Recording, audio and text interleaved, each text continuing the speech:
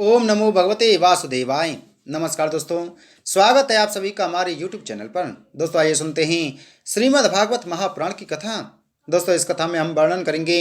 प्रकृति पुरुष के विवेक से मोक्ष प्राप्ति का वर्णन। श्री भगवान कहते हैं, माता जी, जिस तरह जल में प्रतिबिंब सूर्य के साथ जल की शीतलता चंचलता आदि गुणों का संबंध नहीं होता, उसी प्रकार प्रकृति के कार्य शरीर में स्थित रहने पर भी आत्मा वास्तव में उसके सुख दुख आदि धर्मों से लिप्त नहीं होता,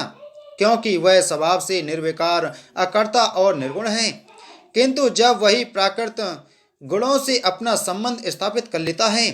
तब अहंकार से मोहित होकर मैं करता हूँ ऐसा मानने लगता है। उस अभिमान के कारण वह देह के संसर्ग से किए हुए पुण्य पाप रूप कर्मों के दोष से अपनी स्वाधीनता और शांति खो बैठता है तथा उत्तम मध्यम और नीच योनियों में उत्पन्न होकर संसार चक्र में घूमता रहता है। जिस प्रकार स्वप्न में भय शोक आदि कोई कारण न होने पर भी स्वप्न के पदार्थों में आस्था हो जाने के कारण दुख उठाना पड़ता है, उसी प्रकार भय शोक अहम एवं जन्म मरण आदि रूप संसार की कोई सत्ता न होने पर भी अविद्यावश विषयों का चिंतन करते रहने से जीव का संसार चक्र कभी निवृत्त नहीं होता। इसलिए बुद्धिमान मनुष्य को उचित है कि असंग मार्ग विषय चिंतन में फंसे हुए चित्त को तीव्र भक्ति योग और वैराग्य के द्वारा धीरे धीरे अपने वश में लावे। यम आदि योग साधनों के द्वारा श्रद्धा पूर्वक अभ्यास चित्त को बारंबार एकाग्र करते हुए मुझ में सच्चा भाव रखने, मेरी कथा श्रवण करने, समस्त प्राणियों में समभाव रखने, किसी से बैर न करने, आसक्ति के त्याग, ब्रह्मचर्य, मौन व्रत और बलिष्ठ अर्थात भगवान को समर्पित किए हुए स्वधर्म से जिसे में ऐसी स्थिति प्राप्त हो गई है कि प्रारब्ध के अनुसार जो कुछ मिल जाता है उसी में संतुष्ट रहता है, परिमित भोजन करता है, सदा एकांत में रहता है, शांत स्वभाव है, सबका मित्र है, दयालु और धैर्यवान है, प्रकृति और पुरुष के वास्तविक स्वरूप के अनुभव से प्राप्त हुए तत्व ज्ञानों के कारण स्त्री पुत्र आदि संबंधियों के सहित इस देह में मैं मेरेपन का मिथ्या अभिनिवेश नहीं करता, बुद्धि की अवस्थाओं से भी अलग हो गया है तथा परमात्मा के सिवा और कोई वस्तु नहीं देखता। वह आत्मदर्शी मुनि नेत्रों से सूर्य को देखने की भांति अपने शुद्ध अंतःकरण द्वारा परमात्मा का साक्षात्कार कर उस अद्वितीय परम ब्रह्म पद को प्राप्त हो जाता है, जो देह आदि संपूर्ण उपाधियों के पृथक अहंकार आदि मिथ्या वस्तुओं में सत्य रूप से भासने वाला जगत कारण भूता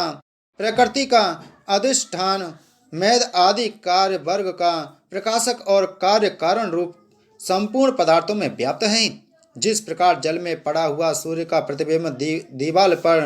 पड़े हुए अपने आवास के संबंध से देखा जाता है और जल में दिखने वाले प्रतिबिंब से आकाश आदि स्थित सूर्य का ज्ञान होता है, उसी प्रकार वैकारिक आदि भेद से तीन प्रकार का अहंकार देह इंद्रिय और मन में स्थित अपने प्रतिबिंबों से लक्षित होता है और फिर सत्य परमात्मा के प्रतिबिंब युक्त उस अहंकार के द्वारा सत्य ज्ञान स्वरूप परमात्मा का दर्शन होता है, जो सुषुप्ति के समय निद्रा से शब्द आदि भूत सूक्ष्म इंद्रिय और मन बुद्धि आदि के अव्याकृत में लीन हो जाने पर स्वयं जागृत रहता है और सर्वथा अहंकार शून्य है।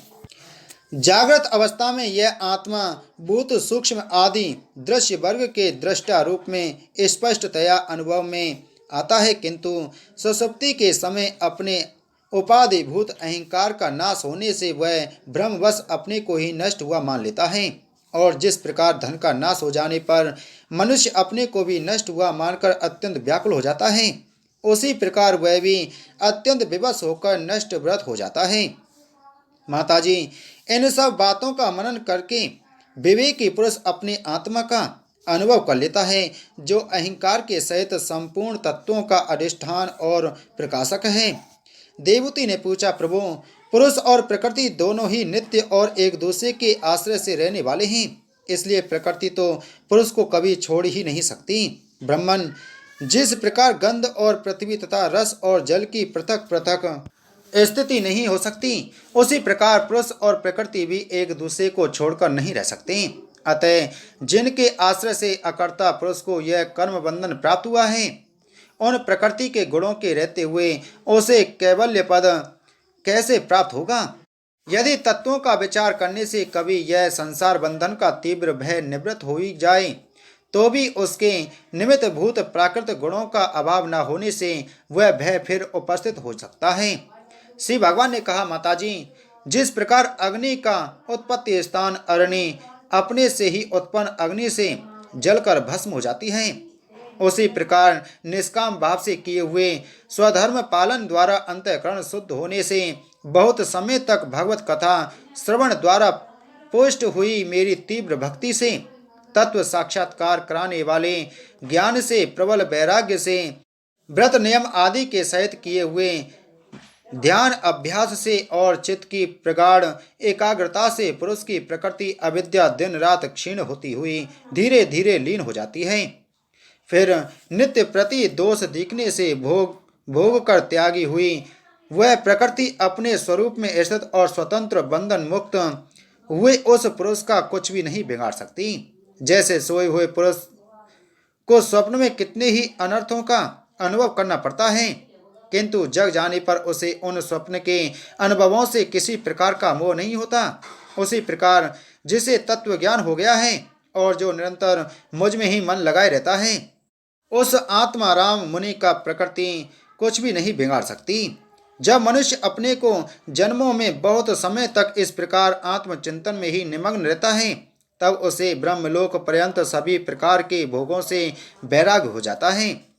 मेरा वह धैर्यवान भक्त मेरी ही महती कृपा से तत्व ज्ञान प्राप्त करके आत्मानुभव के द्वारा सारे संशयों से मुक्त हो जाता है और फिर लिंग देह का नाश होने पर एकमात्र मेरे ही आश्रित अपने स्वरूप भूत कैवल्य संयज्ञ मंगलमय पद को सहज में ही प्राप्त कर लेता है, जहां पहुंचने पर योगी फिर लौट कर नहीं आता। माताजी, यदि योगी का चित्त योग साधन से बड़ी हुई मायामयी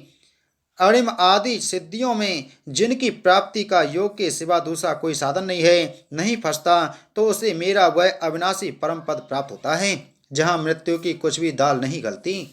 बोलो श्रीमद्भागवत महापुराण की जय। बोलो श्री कृष्णचंद्र भगवान की जय।